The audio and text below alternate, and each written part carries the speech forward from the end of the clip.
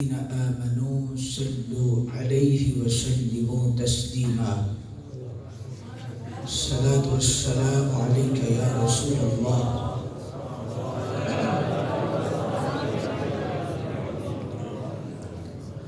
وعلى آلك وصحابك يا حبيب الله.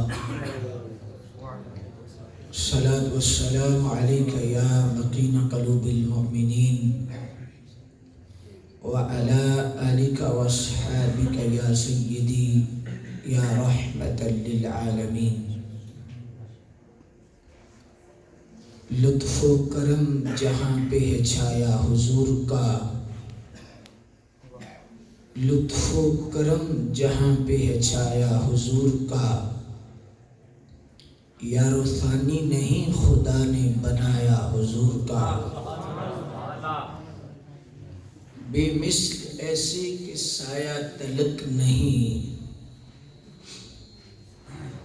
بے مثل ایسے کہ سایہ تلک نہیں، کریم ایسے کہ سب پہ ہے سایہ حضور کا. یوں تو دن رات ہوتی ہیں رحمتیں انسان پر، یوں تو دن رات ہوتی ہیں رحمتیں انسان پر، احسان صرف خدا نے جتایا حضور کا.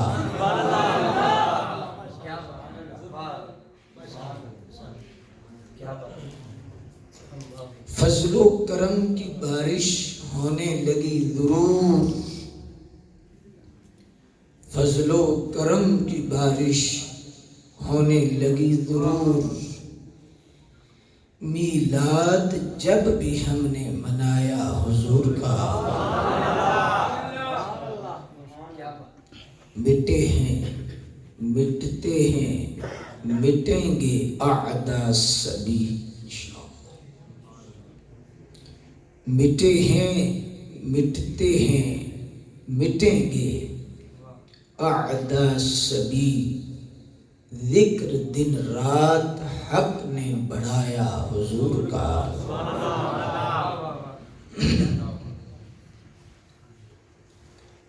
خالق کائنات جل جلالہ کی حمد و ثنا،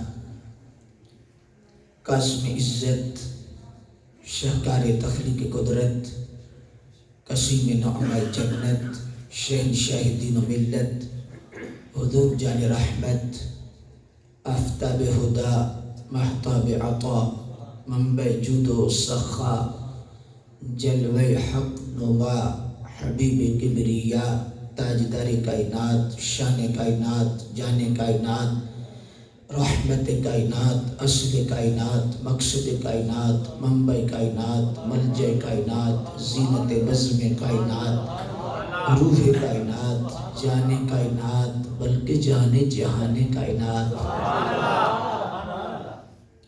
صلی اللہ علیہ وآلہ وسلم کی بارگاہ مقدسہ میں درود شریف کا نذرانہ عرض کرنے کے بعد مقتدر علماء شریعت، پیران طریقت، صاحبان محبت و مودت، عاشقان رسول، غلامان اصحاب رسول، وابستگان دامن آل رسول،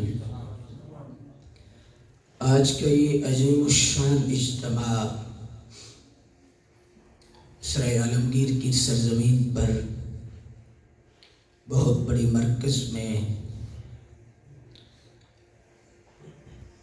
نبی پاک صلی اللہ علیہ وآلہ وسلم کی بارگاہ میں خراج اور نوکری پیش کرنے کے لیے انعقاد پذیر ہے. میں اس پروگرام کے انعقاد پر جامع مسجد حاضہ کے منتظمین، اہل علاقہ، اہل محلہ، مقامی علماء، امام صاحب قبلہ، خطیب صاحب قبلہ اور دیگر تمام محبین کو خراج عقیدت پیش کرتا ہوں. اللہ تبارک و تعالی جل مجدہ الکریم سب کی حاضری کو اپنی بارگاہ مقدسہ میں قبول و منظور فرمائے اور نبی پاک صلی اللہ علیہ وسلم کی خصوصی شفقت نصیب فرمائے۔ ایک مرتبہ محبت کے ساتھ درود شریف پڑھ لیجئے۔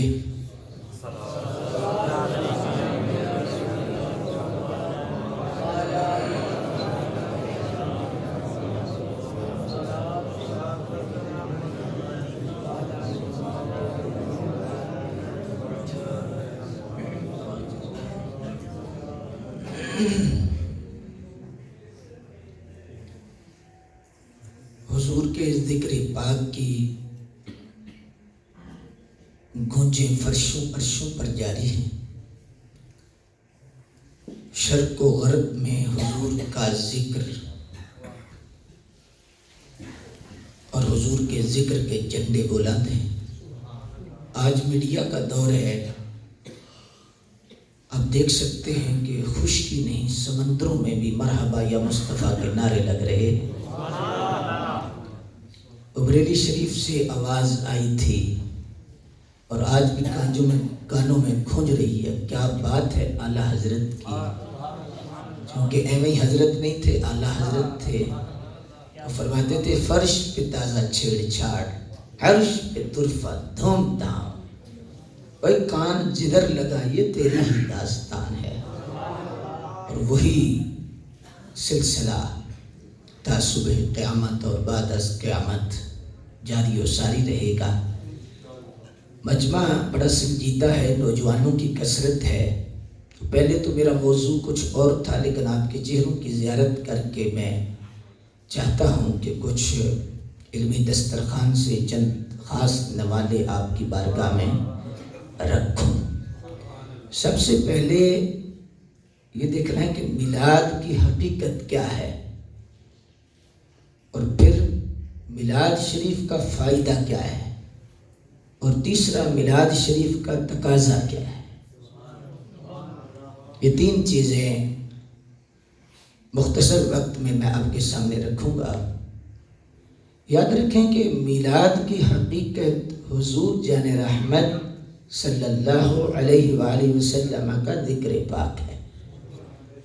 حضور کی صورت و سیرت کا تذکرہ، خاندان و جدات کا تذکرہ، نبی پاک صلی اللہ علیہ وسلم کی مبارک نسبتوں کا ذکر نور، یہ حضور کا میلاد شریف ہے۔ جن لوگوں نے میلاد کے حوالہ سے ٹھوکر کھائی، انہوں نے میلاد کے انتظامات کو میلاد سمجھا۔ انتظامات اور ہیں اور حقیقت میلاد اور ہے، یہ فرق واضح رکھنا ضروری ہے۔ جن کو مسئلہ بنا اور مسئلہ ہے، انہوں نے صرف اور صرف لوازمات، انتظامات اور زمانے کے تقاضوں کو میلاد سمجھا ہے، لیکن یہ میلاد کی حقیقت نہیں۔ انتظامات سے کیا مراد ہے؟ ساؤنڈ ہے، شامیانہ ہے، کلین ہے، یہ سٹیج ہے، یہ انتظامات ہیں۔ یہ نہ بھی ہوں تو میلاد شریف تو ہو جائے گا۔ ساؤنڈ نہ بھی ہو، آپ کسی اچھے خطیب کو افورڈ نہ کر سکیں، کسی نعت خان کو آپ نہ بلا سکیں، تو آپ کا میلاد ہو جائے گا، لیکن ضروری ہے کہ وہ اصل ہونی چاہیے۔ وہ اصل کیا ہے؟ اصل ہے حضور کا ذکر پاک۔ آپ گھر میں بیٹھے ہیں، آپ بال بچے میں بیٹھے ہیں، بچوں کو فرماتے ہیں وضو کرو، وضو کر کے آپ حضور کی تعریف کرتے ہیں، نبی پاک صلی اللہ علیہ وسلم کا ذکر پاک آپ کر لیتے ہیں، حضور کی سیرت و صورت کا کوئی حوالہ چند منٹ آپ درود پڑھ لیتے ہیں، میلاد شریف ہو جائے گا۔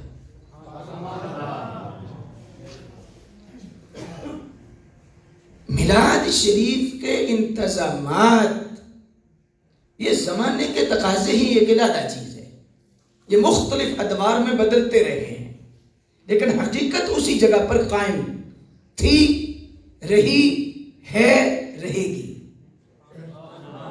یہ یاد رکھنا ضروری ہے۔ مسجد ایک حقیقت ہے، مسجد نبوی شریف آج بھی کیا رنگ، کیا نور، کیا رحمت، برکت اور کیا ہی انوار کی بارش، لیکن یہ یاد رکھنا ضروری ہے کہ جو حضور کے دور نور میں یعنی ظاہری زمانہ حضور کا تھا، اس دور میں جو مسجد کی حیت، نقشہ اور مسجد کا جو سلسلہ تھا، مسجد کے جو انتظامات تھے، وہ آج نہیں ہے، لیکن حقیقت مسجد ادھر ہے۔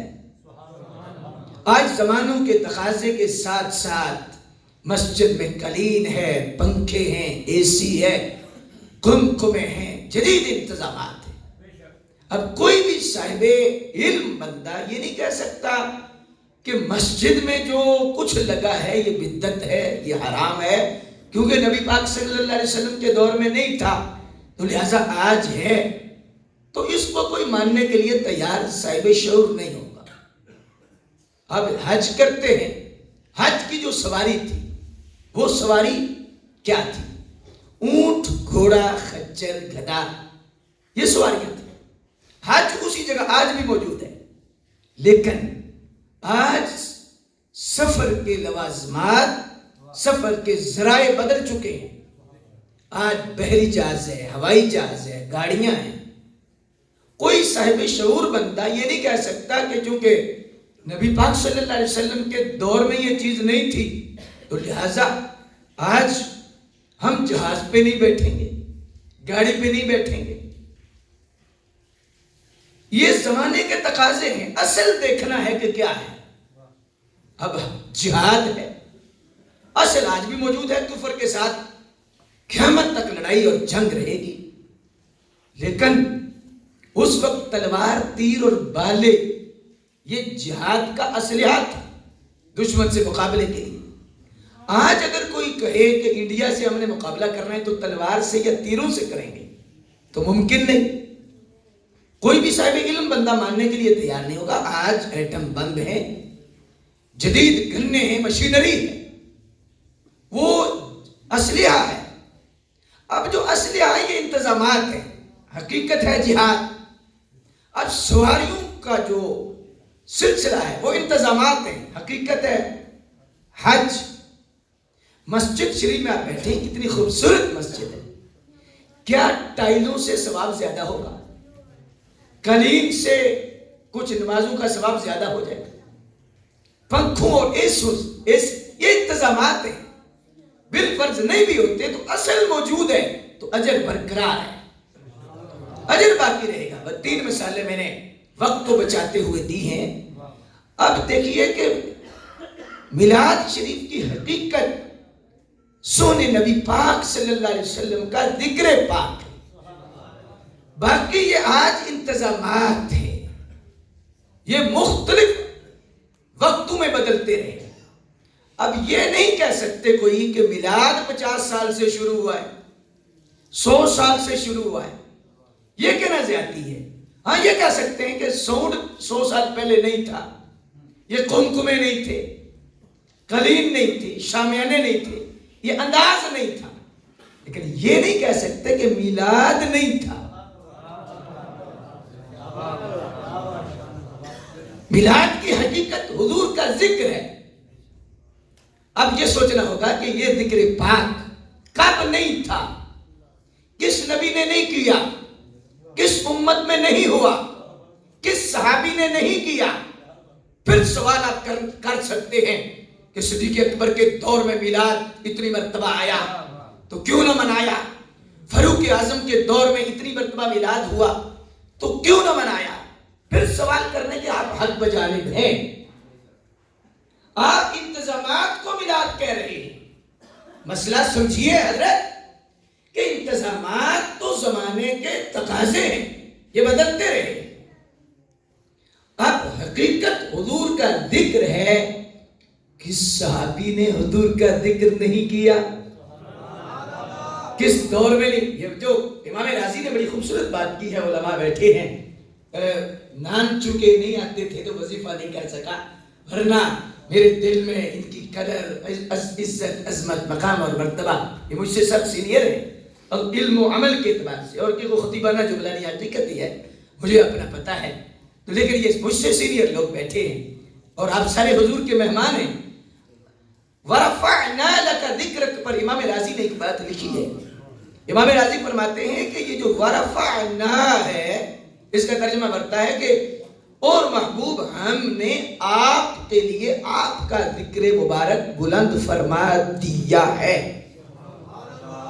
کرنا نہیں، ہوگا نہیں، تھا ہے، کر دیا، کر دیا، کر دیا۔ اب ترجمے سے آپ کو سمجھ آئی گئی ہوگی، آپ گرامر جانتے ہیں کہ اس کا تعلق کر دیا ماضی سے ہے، اور ماضی کی پھر قسمیں ہوتی ہیں، ایک ہے ماضی قریب، ایک ہے بعید، ایک ہے مطلق۔ ماضی قریب 2 سیکنڈ، 2 منٹ، 2 گھنٹے، 2 دن، ماضی قریب ہے۔ غازی ممتاز صاحب کا جنازہ ہوا، ماضی قریب ہے۔ غازی علم الدین شہید کا جنازہ ہوا، ماضی بعید ہے، 1929 میں۔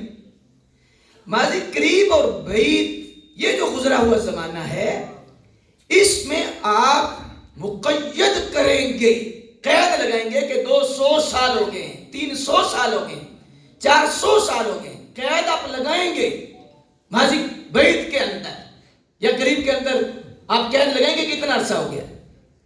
لیکن ایک ماضی کی قسم ہے ماضی مطلق، جس میں قید نہ لگائی جا سکے، پتہ ہی نہ ہو کہ کتنا عرصہ ہوا ہے، وہ ہوتا ہے ماضی مطلق۔ اب یہ جو حضور کے ذکر کے بارے میں اللہ نے فرمایا وَرَفَعْنَا، نہ ماضی قریب کا صیغہ ہے، نہ ماضی بعید کا صیغہ ہے، یہ ماضی مطلق۔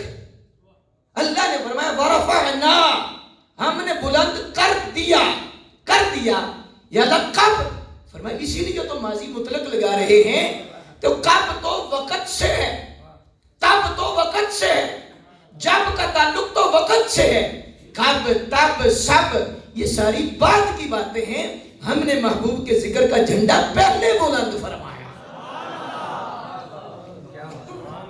اب اس حضور کے ذکر کی ابتدا کا کسی کو پتا؟ جن لوگوں نے روشنی پائی انہوں نے کیا خوب سمجھایا۔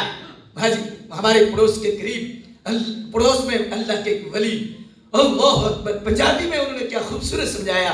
اجے نہ آدم پیدا ہویا تے نہ چند ستارے، ادوں بھی نور محمد والا لیندہ سی لشکارے، بس احد سی یا احمد سی کل پسارا کل بنیا۔ وہ یاراں دیاں گلاں یار جانن، آدم پیارا کل بنے۔ اب غور فرمائیے گا کہ نبی پاک صلی اللہ علیہ وسلم کا ذکر پاک میلاد کی حقیقت ہے تو یہ کب سے ہے، کب کا بھی نہیں پتا۔ یہ کہنا زیادتی ہے کہ میلاد کو شروع ہوئے 100 سال ہو گیا ہے، 200 سال ہو گئے ہیں، یہ زیادتی ہے۔ میلاد کی حقیقت حضور کا ذکر ہے، تو حضور کے ذکر کی ابتدا کا تو کسی کو پتہ ہی نہیں، ابتدا کا کسی کو، کیونکہ ابتدا کرنے والا حمید ہے، اور جس کی ابتدا ہوئی وہ محمد ہے۔ حمید کون ہوتا ہے؟ وَإِن مِّن شَيْءٍ إِلَّا يُسَبِّحُ بِحَمْدِهِ، حمید وہ ہوتا ہے کہ کائنات کا ذرہ ذرہ جس کی تعریف کرے۔ اب سنیں کہ من میں اجالا پیدا ہوگا، وہ حمید ہے۔ اور حمید وہ ہوتا ہے کہ ہر شے جس کا ذکر کرے، اور محمد فرمایا ان اللہ وملائکتہ یصلون علی النبی یا ایھا الذین آمنوا صلوا علیہ وسلموا تسلیما۔ فرمایا اللہ بھی کرے، فرشتے بھی کریں، مخلوق بھی کرے۔ کیا مطلب؟ حمید وہ ہوتا ہے مخلوق جس کی تعریف کرے، اور محمد وہ ہوتا ہے مخلوق بھی کرے، خود خالق بھی کرے، وہ ہے محمد۔ تو اب خالق کب، یہ کوئی پوچھے کب سے ہے، تو شریعت میں جائز ہی نہیں. وہ ازلی ہے تو حضور کا ذکر بھی, وہ ابدی ہے حضور کا ذکر بھی. تو یہ سوال جو آج اٹھتا ہے کہ میلاد کو اتنا عرصہ ہو گیا, یہ سوال غلط ہے. اور جواب یہ کہہ سکتے ہیں کہ انتظامات جو زمانے کے تقاضے ہیں یہ نہیں تھے تو ٹھیک ہے, کوئی مسئلہ نہیں. یہ تھے بھی نہیں. پہلے بڑی مرچیں لگتی تھی, آج چھوٹی لگتی ہیں, اور آپ کو پتہ یہ زیادہ لگتی ہیں. لیکن پہلے تھے ہی نہیں یہ چھوٹی مرچیں, تو آپ کو پتہ ہے آپ بھی بڑے تیز ہیں کہ چھوٹی زیادہ لگاتے ہیں, اور چھوٹی مرچیں بڑی زیادہ لگتی ہیں. لیکن یہ پہلے تھی نہیں. یہ کہہ سکتے ہیں کہ مرچیں نہیں تھی. اللہ اکبر. ہر دور کے اندر, ہر زمانے کے اندر مختلف جو تقاضے تھے وہ پورے تھے, لیکن اصل کیا تھی؟ اصل حضور کا ذکر پاک ہے. وَإِذْ أَخَذَ اللَّهُ مِيثَاقَ النَّبِيِّينَ لَمَا آتَيْتُكُم مِّن كِتَابٍ وَحِكْمَةٍ. یہ کس کا ذکر ہے؟ کون کر رہا ہے؟ کس کے سامنے ہو رہا ہے؟ نبیوں کو بلا کر, سب کو بلا کر. ثُمَّ جَاءَكُمْ رَسُولٌ. یہ کون سا رسول ہے؟ یہ کس محبوب کا تذکرہ ہے؟ یہ کون سے محبوب کا اعلان ہو رہا ہے؟ یہ ازل میں اب نبیوں کے سامنے حضور کا ذکر ہو رہا ہے, تو کہہ سکتے ہو کہ محفل میلاد ہوئی تھی. مبشرا برسول یاتی من بعد اسمہ احمد. عیسیٰ علیہ السلام کا خطبہ قرآن مجید میں موجود ہے. اللہ اکبر. کہ عیسیٰ علیہ السلام کو جب دیکھا کہ مردے زندہ کر رہے ہیں, کوڑیوں کو شفا دے رہے ہیں, لوگوں نے کہا حضرت آپ سے بھی کوئی بڑا آئے گا, آپ جیسا تو آئے کوئی نہیں, نہ آ سکتا ہے. لوگوں کو جمع کیا. حضور صدر الفاضل علیہ رحمت فرماتے ہیں کہ 50 ہزار بندہ تو بغیر بلائے دم کرانے آتا تھا عیسیٰ علیہ السلام پر کے پاس, لیکن جب بلایا ہوگا پھر کتنی مخلوق ہوگی. ممبر بچھایا. حضرت عیسیٰ علیہ السلام نے فرمایا کہ کچھ لوگوں کی باتیں میں نے سنی ہے کہ بڑی شان والا ہے, ان کے بعد کوئی ہونے والا نہیں.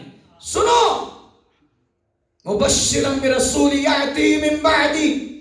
فرمایا میں اس سونے رسول کی خوشخبری تمہیں دیتا ہوں جو میرے بعد آئیں گے. میں تمہیں نام بھی بتاتا ہوں, نام احمد ہوگا.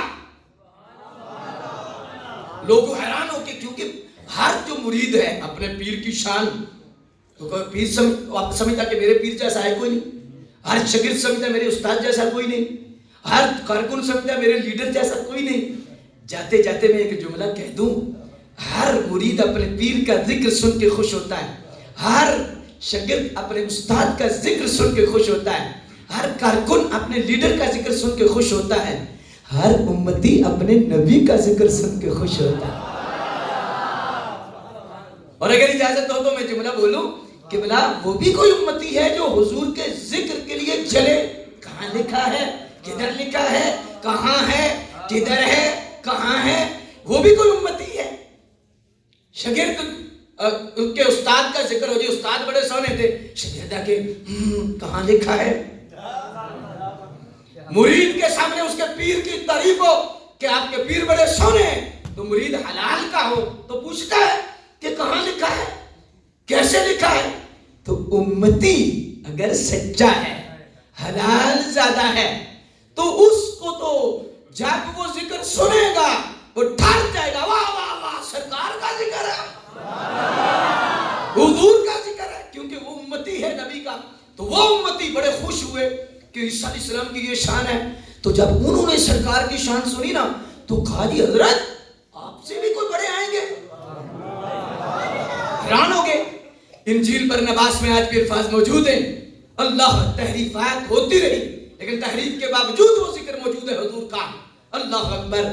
حضرت عیسیٰ علیہ السلام نے فرمایا تم پوچھتے ہو کہ مجھ سے بڑے ہوں گے, اور فرمایا وہ اتنی شان والے ہیں کہ ابن مریم کو اگر ان کے جوتے کا تسمہ باندھنے کا موقع ملے تو سمجھیں گے کہ بڑی خوش بختی ہے.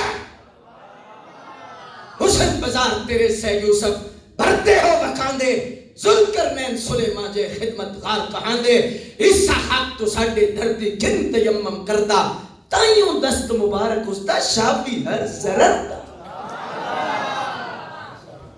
تو میلاد کی حقیقت کیا ہے؟ حضور کا ذکر ہے. یہ باقی بات زمانے کے تقاضے اور لوازمات ہیں.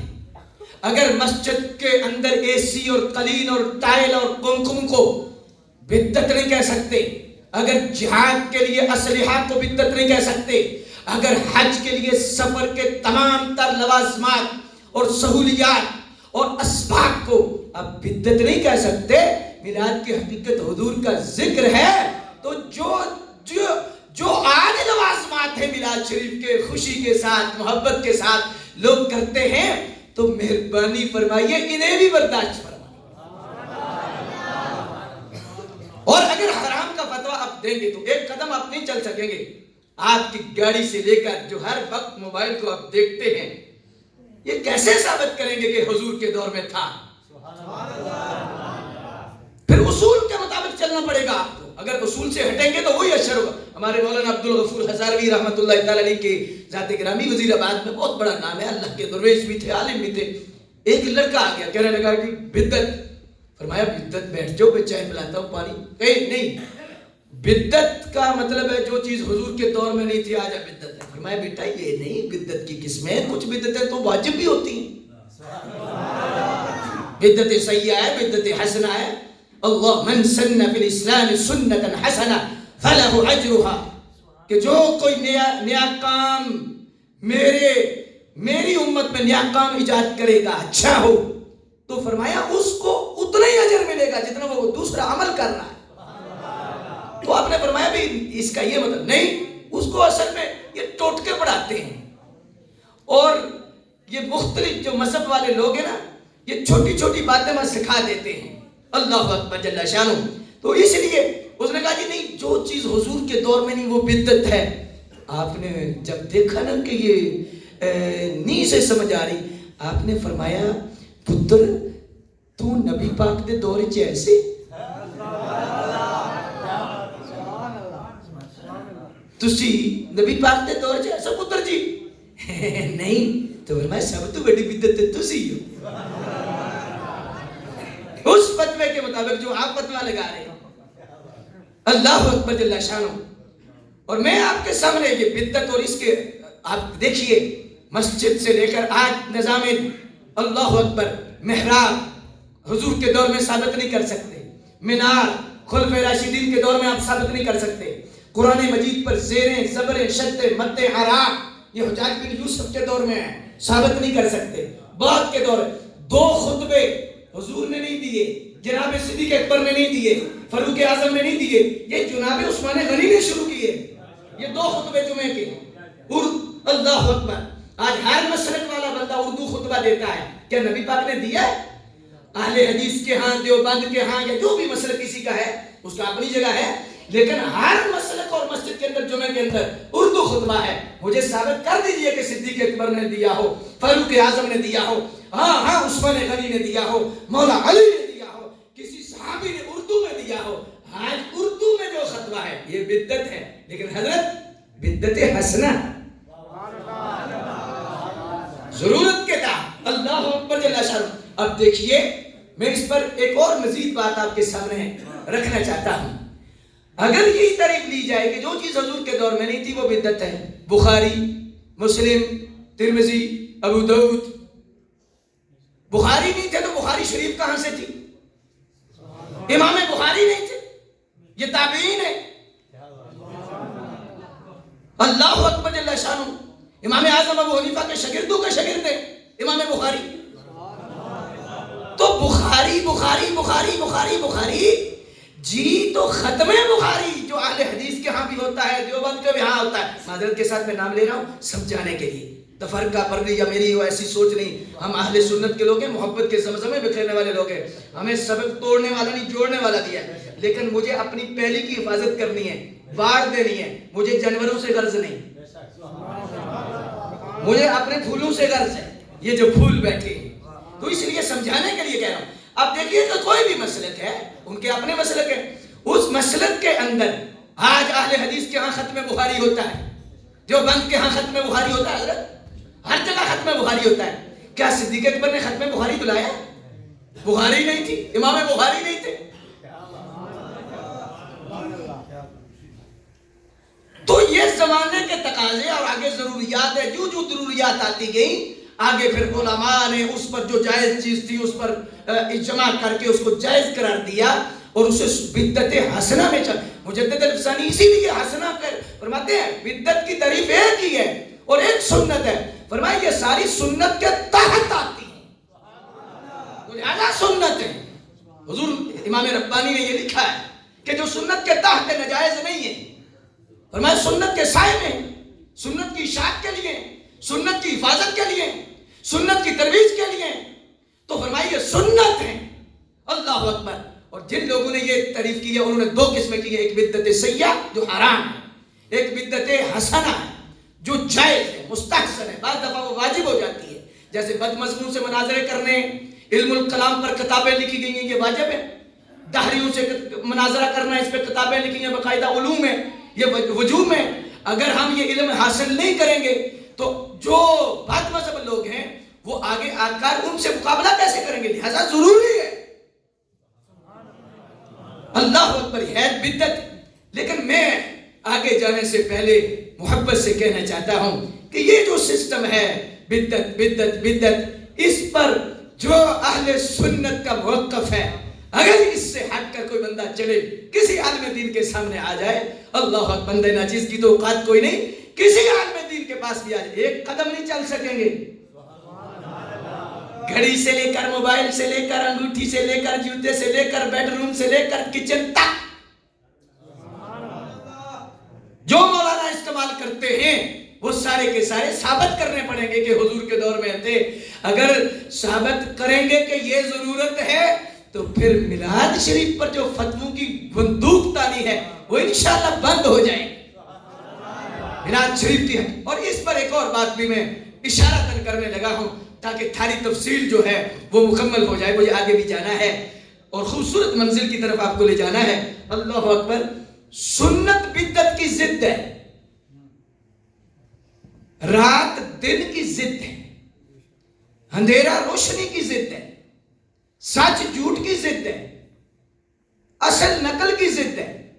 جدھر جھوٹ ہوگا ادھر سچ نہیں ہوگا، جدھر سچ ہوگا ادھر، جدھر رات ہوگی ادھر دن نہیں ہوگا، جدھر دن ہوگا ادھر رات نہیں ہوگا. جدھر اسلام ہوگا ادھر کفر نہیں ہوگا، جدھر کفر ہوگا ادھر اسلام نہیں. جدھر سنت ہوگی ادھر بدعت نہیں ہوگی، جدھر بدعت ہوگی ادھر سنت نہیں ہوگی. جو سنی ہے وہ بدعتی نہیں اور جو بدعتی ہے وہ سنی نہیں. نہیں سمجھ رہے جو میں نے سمجھا دیا ہے. جی سنی بدعتی ہیں بھئی، یا سنی کہو یا بدعتی کہو. جو سنی ہے وہ تو بدعتی نہیں. بولنے پہ پابندی تو کوئی نہیں، لیکن سننا غور سے آپ نے، بولنا مرضی سے ہے، سننا. اللہ اکبر جل شانہ. جو فرمائیے جو بات میں آپ کے سامنے رکھنا چاہتا ہوں، کہتے ہیں جی سنی بدعتی ہیں. سنت بدعت کی ضد ہے. اگر سنی ہے تو بدعتی، اگر رات ہے تو دن نہیں، اگر دن ہے تو جی بولیے. تو کہتے ہیں سنی بدعتی ہیں. بھئی اگر سنی ہیں تو پھر بدعتی تو نہیں ہے. علماء سے نہیں پوچھو، ریڑھی بان سے پوچھو، عام بندے سے بھی پوچھو یہ کون ہے. دوسرے لوگ بھی کہیں گے یہ سنی ہے، یہ سنی ہے، یہ سنی ہے. تو سنی ہے تو بدعتی تو نہیں نا. سنی تقریر میں نا معذرت کے ساتھ علم ہونا چاہیے، چس ہو یا نہ ہو. چس سے ہمیں شوگر ہو گیا ہے، چس لے لے کر نا اللہ اکبر بڑی بیماریاں آ گئی ہیں. یہ چس کا ہی مسئلہ ہے. 50 60 70 ہزار 80 ہزار یہ چس کا ہی مسئلہ ہے. اللہ اکبر جل شانہ. لیکن حق والے جب حق سنتے ہیں تو انہیں چس ضرور ہے. لیکن میں جملہ محبت سے عرض کروں گا یار، اللہ اکبر جل شانہ. اللہ پاک آپ راضی رکھے اور خوش رکھے اور محبتوں سے آپ کو اللہ نوازے. میں تو کہتا ہوں قبلہ کی جب مجھے فون آیا نا تو انہوں نے بھی کوئی حساب کتاب کی ہی بات کی تو، لیکن مجھے تو پھر اچھی نہ لگی. تو میں یہ عرض کرتا ہوں یار، ہم اس محبوب کے نام پر حساب کرتے ہیں جنہوں نے ہر حساب سے ہماری جان چھڑانی ہے.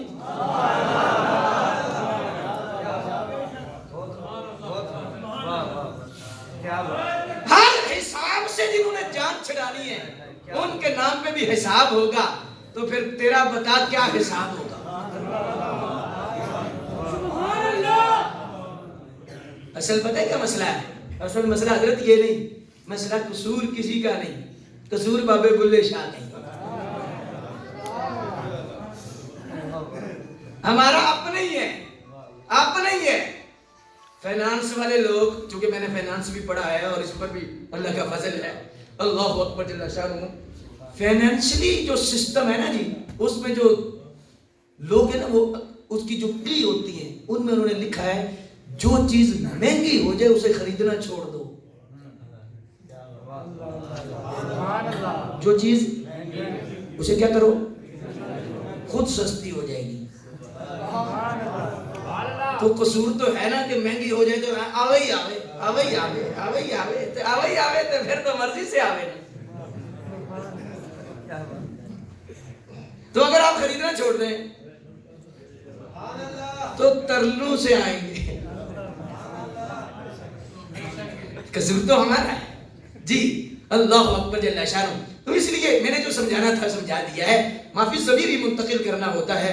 اللہ اکبر جل شانہ. تنقید بڑھائی اصلاح ہوتی ہے. توجہ فرمائیے گا. اب حضور کے میلاد کی حقیقت حضور کا اور باقی جو آج بدعت کا جو ہے سیلاب، آپ غور فرمائیں، تنقید نہیں اصلاح کے طور پہ عرض کرتا ہوں کہ اگر آج یہ سوال ہوتا ہے، اہل سنت پر سوال ہوتا ہے جی صدیق اکبر کے دور میں اتنی دفعہ آیا میلاد تو انہوں نے نہیں کیا، یا یہ میں نے پہلے عرض کر دی ہے کہ میلاد شریف کی حقیقت حضور کا ذکر ہے. تو آپ یہ جو سوال کرنے والے ہیں یہ اپنے اعمال سے کیا ثابت کر سکتے ہیں؟ نومبر میں جو مارچ آ گیا ہے، نومبر میں مارچ، کبھی سنا تھا نومبر میں بھی مارچ آئے گا؟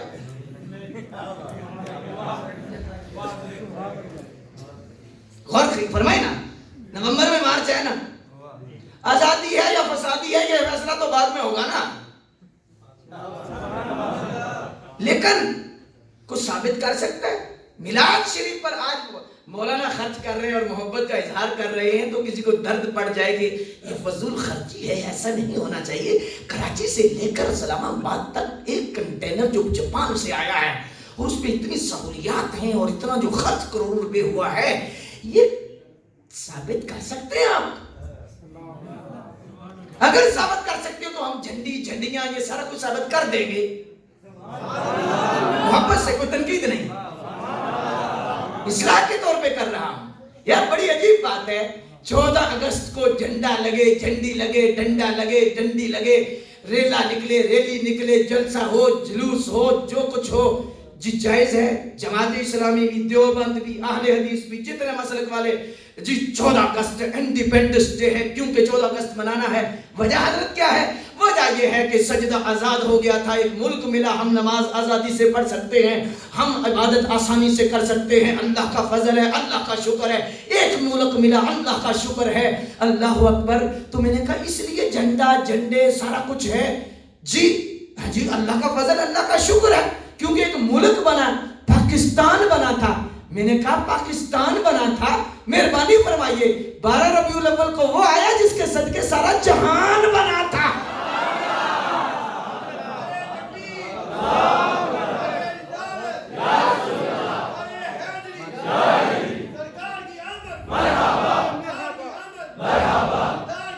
توجہ فرمائیے، پاکستان بنا تھا. یہ بات تو ہم بعد میں کریں گے، بنایا کس نے تھا، خوش کون تھا.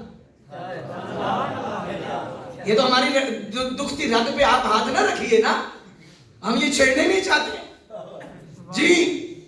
اب دیکھیے غور فرمائیے بھی، عزیز سی بات ہے. حضرت بیٹھے ہیں ماشاءاللہ، اللہ پاک کا فضل ہے، اہل سنت ہے. ایک ختم نبوت کا مسئلہ ہوا ہے تو درد نہیں ہوا، ناموس رسالت کا مسئلہ ہوا ہے کوئی درد نہیں ہوا، آسیہ ملونہ کا مسئلہ ہوا کوئی درد نہیں ہوا، کوئی نہیں نکلا. بنگلے سے نکلا ہے تو کہاں کہاں نکلا ہے اور کیوں نکلا ہے؟ میں نے ایک بابا جی سے پوچھا کہ اہل سنت ہی ناموس رسالت کے لیے ختم نبوت کا مسئلہ ہو، ناموس رسالت کا مسئلہ ہو، حضور کی عزت کا مسئلہ ہو تو یہ سنی ہی کیوں؟ तो फरमाने लगे बेटा कुर्बानी हलाल जानवर की कबूल होती है, हराम की कबूल नहीं होती।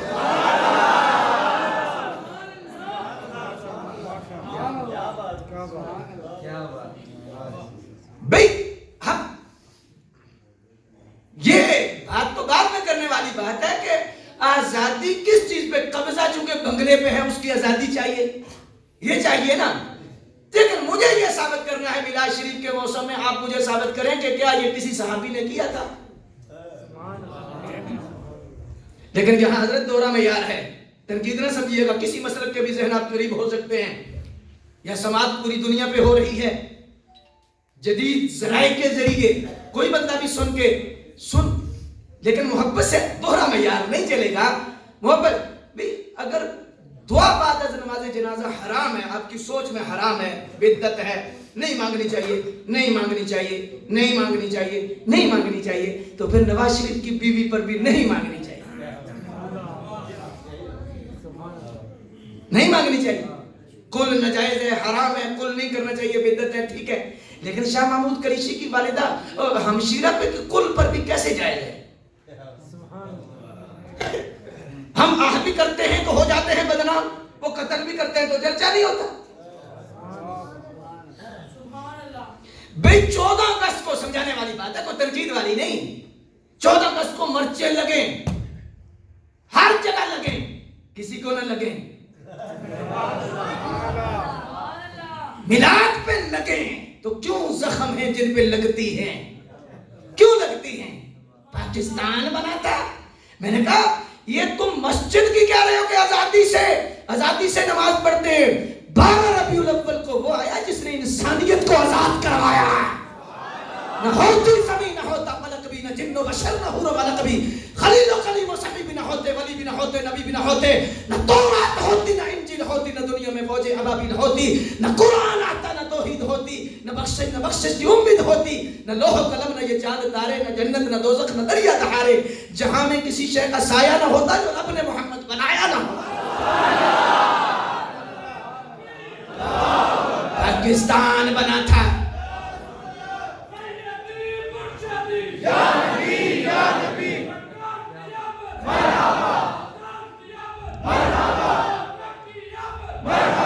भाई हुजूर की आमद पे हाथ भी खड़े कर लो यार, खड़े करके को यार, ताकि आवाज वहां तक जाए जहां जानी चाहिए।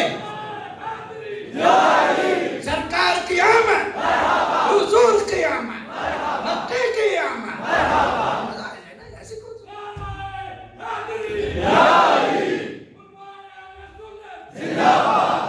अब तवज्जो फरमाइए, जो बात मैं आपके सामने रखने लगा हूं, मैंने आपके सामने ये बात आपके सामने रख दी है और इसको मैं मजीद खोलना नहीं चाहता।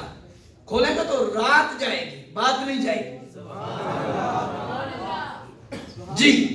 मिलाद की हकीकत हुजूर का, बाकी तकाजे हैं। इसको अगर बिदअत कहेंगे तो फिर बड़ी दूर तक बात जाएगी जी।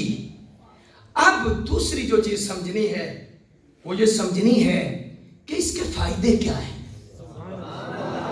हकीकत समझ गए मिलाद शरीफ की। अब फायदा क्या है मिलाद शरीफ का? सबसे बड़ा फायदा, इसमें अकायद में भी फायदे हैं, अमाल में भी फायदे हैं, पूरी उम्मत को फायदे हैं। गिनती खत्म हो सकती है, फायदे खत्म नहीं हो सकते। लेकिन चंद एक बातें मैं आपके सामने रखने लगा हूं। सबसे बड़ा फायदा इसमें यह है कि शिर्क का शुबा भी खत्म हो जाता है जब लफ्ज मिलाद आता है। शिर्क का जो लफ्ज है ना, इसकी भी मौत है लफ्ज मिलाद से। खुदा है जो लम यलिद वलम यूलद है, जो पैदा नहीं हुआ। और 12 रबीउल अव्वल को झंडे इसलिए लगे हैं कि ये सोना नबी पैदा हुआ है। ये तो दर्द ही नहीं होने चाहिए उम्मत तौहीद को। उम्मत तौहीद को तो दर्द है भी कोई नहीं, लेकिन कब्जा ग्रुप को तो है। तौहीद पर कब्जा, हर शय पे कब्जा, और अल्लाह का बदला आप छुड़ा लिया गया हर शय से। माशाअल्लाह, अल्लाह के पाक बदल पर मैं थोड़ी सी चेस्ट से निकलेंगे तो और छूट जाएंगे, लेकिन चेस्ट से जरूर निकलना है, मेहरबानी आपकी। یہ میرا مشورہ چس سے نکلیں، اور پھر خدا کی قسم جو چس آئے گی نا اب دعائیں دیں گے، ٹھیک ہے نا؟ اور ایک بات اور یاد رکھو، میلاد اور ختم نبوت کا اتنا گہرا تعلق ہے، اور شرک کے خاتمے کے اعتبار سے کہ میں ایک جملہ بولنے لگا ہوں، اگلے سال تک نہیں زندگی میں جب سوچیں گے وجد آئے گا، شرک شرک شرک کا فتویٰ دینے والا یہ اصل میں مرزائیوں کو فائدہ دیتا ہے۔ کیسے؟ مرزائیوں کو فائدہ اس طرح ہے کہ یہ شرک کے حوالے سے تو سرکار نے اپنی ختم نبوت کا اعلان فرمایا، کس طرح؟ بخاری و مسلم شریف میں حدیث ہے، حضور نے اپنی زندگی، ظاہری زندگی پاک کے آخری مہینے کے اندر، عقبہ بن عامر کہتے ہیں سرکار نے احد، شہداء احد کے قریب منبر لگوایا، صحابہ جمع تھے، اور سرکار نے جو ایجنڈا دیا وہ کیا تھا؟ 2 لفظی ایجنڈا تھا۔ کیا ایجنڈا تھا؟ فرمایا وَإِنِّي وَاللَّهِ مَا أَخَافُ أَن تُشْرِكُ بَعْدِي۔ بخاری پڑھو لیکن ساری پڑھو۔ فرمایا بے شک مجھے قسم ہے، مجھے تم سے خوف نہیں کہ تم شرک کرو گے۔ فرمایا میں نے اتنی محنت کی ہے، اتنا نور دیا ہے، ایسی کتاب دے دی ہے، ایسا لاہ عمل دے دیا ہے، ایسا نصاب دے دیا ہے، اے قسم ہے مجھے رب کی، اب میری امت شرک نہیں کرے گی۔ کیوں؟ وجہ کیا تھی؟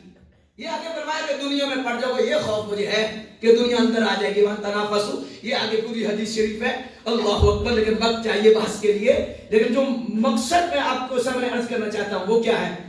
کیوں فرمایا کہ شرک نہیں ہوگا؟ یہ غور سے سننا اور دل کی گہرائی سے سننی ہے بات آپ نے۔ کیوں شرک نہیں ہوگا؟ وجہ کیا تھی؟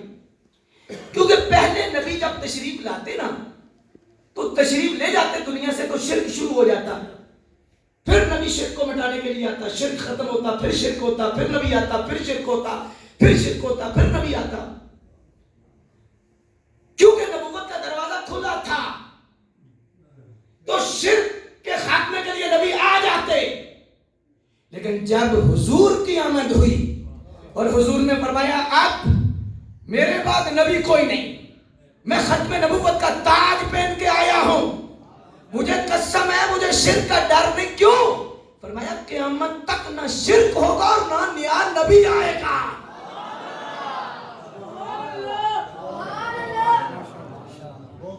شرک نہیں ہوگا کیونکہ نیا نبی نہیں آئے گا۔ سمجھنے والے تو عرشوں پہ پہنچ چکے ہیں۔ حضرت شرک اس لیے نہیں ہوگا، اور ایک اور بات بھی جو شاہ عبدالعزیز دباغ نے لکھی ہے، عد کر دی ہے، فرمایا موسیٰ علیہ السلام 40 دن کے لیے تشریف لے گئے تھے کوہ طور پہ، پیچھے بچھڑے کی پوجا کیوں شروع ہوئی تھی؟ اس کی ایک راز شاہ عبدالعزیز دباغ نے البری شریف میں لکھا ہے، وہ فرماتے ہیں اس کی وجہ کیا تھی؟ وجہ یہ تھی، فرماتے ہیں کہ موسیٰ علیہ السلام کی ساری توجہ امت سے کٹ کر خدا کی طرف تھی، اللہ کی طرف توجہ تھی۔ تو شاہ عبدالعزیز دباغ حضرت لکھتے ہیں کہ جب نبی کی توجہ امت سے کٹ جائے تو امت گمراہ ہو جاتی ہے، امت گمراہ ہو جاتی ہے جب نبی کی توجہ کٹ جائے۔ شاہ عبدالعزیز دباغ لکھتے ہیں وہ 40 دن کے لیے توجہ ہٹی تو بچھڑے کی پوجا شروع ہو گئی۔ 40 دن نہیں، 40 سال نہیں، 400 سال نہیں، 1400 سال ہو گئے ہیں۔ مسجد ہے، ہاں تلاوت ہے، قرآن ہے، سجدہ ہے، توحید کے جام ہے۔ 40 دن نبی کی توجہ کٹی تھی، امت گمراہ ہے۔ 1400 سال کے بعد بھی آج امت توحید پہ قائم ہے، تو فرماتے ہیں مبارک ہو، حضور کی توجہ ہر وقت تم پر موجود ہے، ہر وقت حضور کی توجہ امت پر ہے۔ اگر توجہ نہ ہو تو سجدہ نہ ہو، توجہ نہ ہو تو اذان نہ ہو، توجہ نہ ہو تو قرآن نہ ہو، توجہ نہ ہو تو ذکر نہ ہو، توجہ نہ ہو تو نعرہ نہ ہو، توجہ نہ ہو تو نہ کچھ ہو۔ وہ جو نہ تھے تو کچھ نہ تھا، وہ جو نہ ہو تو کچھ نہ ہو، جان ہے وہ جہان کی، جان ہے تو جان۔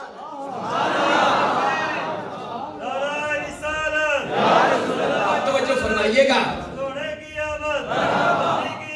ڈٹ کے بولو،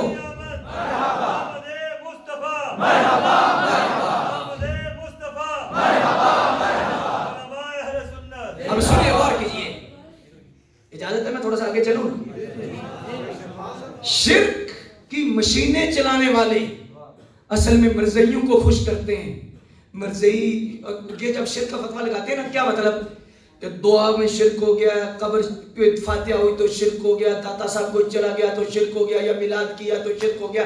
80% امت کا عمل ہے، 80% امت اس پہ قائم ہے. یا رسول اللہ، اصال ثواب، یہ سارے کے سارے حضور کی شفاعت، حضور کے علم غیب، حضور کے اختیارات، حضور کی شان. 80% امت یہ ایک عقیدہ ہے 80% امت کا. جی تو اگر شرک ہو گیا ہے ان کے ماننے کے تحت، تو پھر مرزائی کہتے ہیں شرک ہو گیا ہے تو اب تو نبی کی ضرورت ہے. نہیں سمجھ رہے؟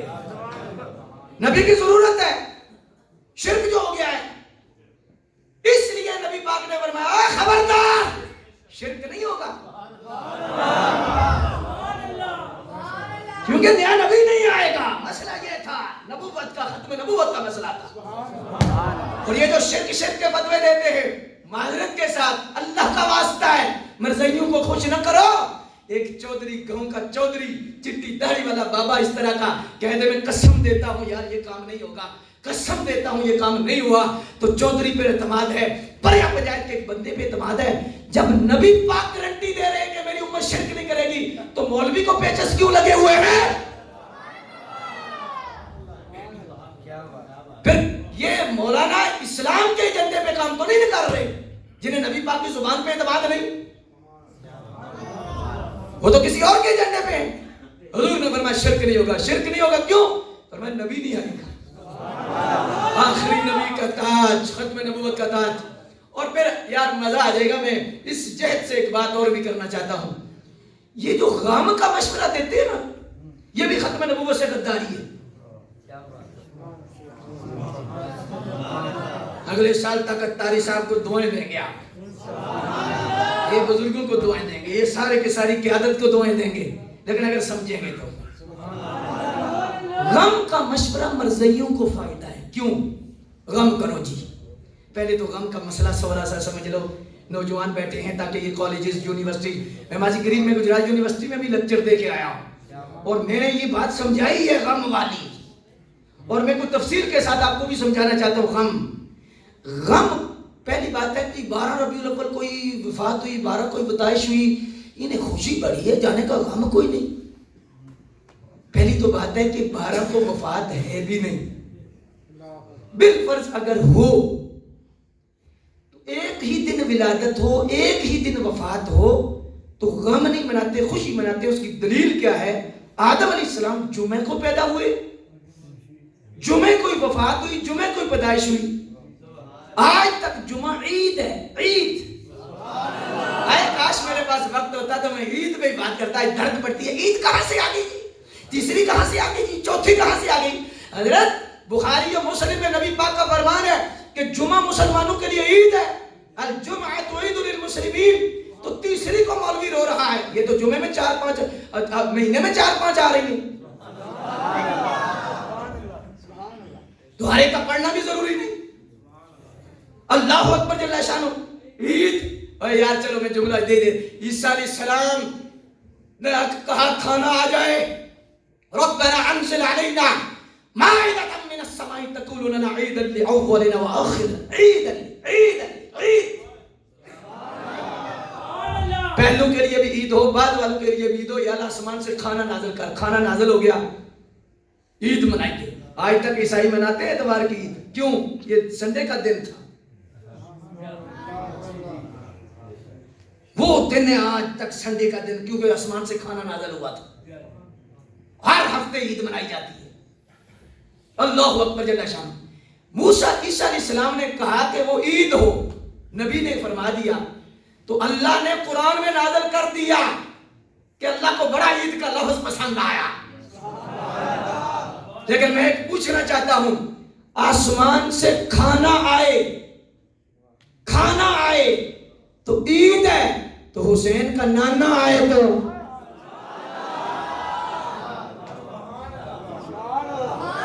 ایسے نہیں کھولنا چاہتا، نہیں کھولوں گا، پھر کبھی کھولوں گا، لیکن ابھی نہیں کھولوں گا.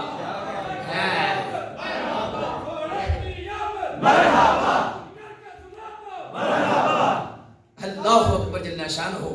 ہائے ہائے ہائے, عید کہاں سے آ گئی, آپ کہاں سے آ گئے. میں نے ایک مولانا صاحب سے پوچھا, انہوں نے کہا نا کہاں لکھا ہے, کہاں لکھا ہے. میں نے کہا آپ کس کے بیٹے ہیں, والد کے. میں نے کہا کہاں لکھا ہے. اماں پہ اتنا اعتبار, اماں پہ اتنا اعتبار, تو امت پہ اعتبار نہیں. کہاں لکھا ہے. میں نے یہ تقریباً 1.5 مہینہ پہلے بلا شریف کی کانفرنس تھی اسلام